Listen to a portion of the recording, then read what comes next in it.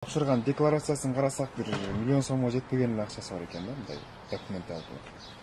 Бизде баардык ушундай бир эле 07 бар, анан бир двухкомнатный квартирасы бар. Биздечи мисалы баарын жашашат да. Бул 50 компания декларацияга кирбей калат ба? Аны булар атайын киргизбей койгон эмес. Унутуп калышкан. Булар канча акчасы бар экенин билишпейт Жумалиевтерчи, Роза Аманова.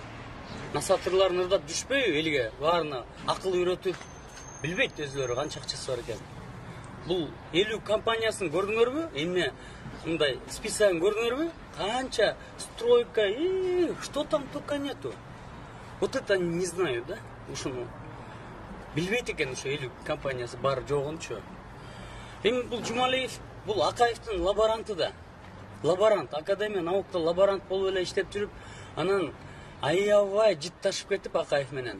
Ушу коррупцияны түп тамырын орноткон Акаев Кыргызстанга, ушул Ислам Каримов Абдуганиевич Каримовто эле баарын сатып калса болот эле. Ушул разгосударствление деп коет, приватизация. Ушул приватизациянын баарын Кыргызстанда Жумалиев жасаган. Он был губернатором Жалалабадской области. Ошол жактан бүт баарын саткан. Эмне сатылыш керек болсо ошол баарын саткан.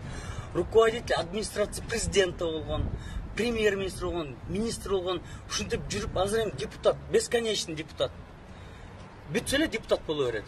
Анан ушинтип эле жүрбөйбү. Мага бүт чалып турушат, бунун охранасы да чалат, бүт бар чала берет. 22 үй бар экен, 22 особняк, ну это куда? 150 үй бар экен, эчтекесин билбей, байлыгын билбеген кишилер ушу Жумалиев №1. Вообще билбейт, канча байлыгы бар, канча акчасы бар, канча доллары бар, канча сому бар. Билбейт бар. Мисалы, лаборант болуп эле татандык айналды мына биринчи эле суроо. Өзү эч качан коммерцияда бир комок ачкан эмес. Бир мындай комок иштеткен эмес. Анан кантип эле татанды алып калат, кантип эле могу Мадина базардын жерин алып калат. Бунун баары заводдордо, Мадина базардын жери, ЖБИ мисалы, тигил татандагы мурун завод болчу, ушундай эле бүт заводдун баарын, бир 10-15 заводду мен 3-4 өзүм көрүп келген бар. Могу Аламидинде бүт бар могу Жал микрорайону менен тең, 7-микрорайон менен тең ушундай территориядагы заводдордо. Кыргызстанда бир 10 олигарх бар. Ошолордун жакшы бир эмеге келип туруп эле акырын төлөп коюш керек. Кыргызстанда да карачу мал келди. Сарпашев ушул Жумалиевден эч кем калышпаган жаранда.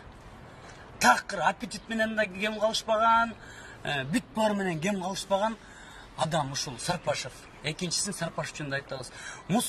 Мусорду чогултат, тиги кумтөрдүн мусорун. Мусорщик дейт буларды. Бүт кумтөрдөн эмне мусор чыксачы, битум чыгабы, эмне чыгат бүт. Май чыгабы, темир чыгабы, бүт бар ушулар алып кетет градиент.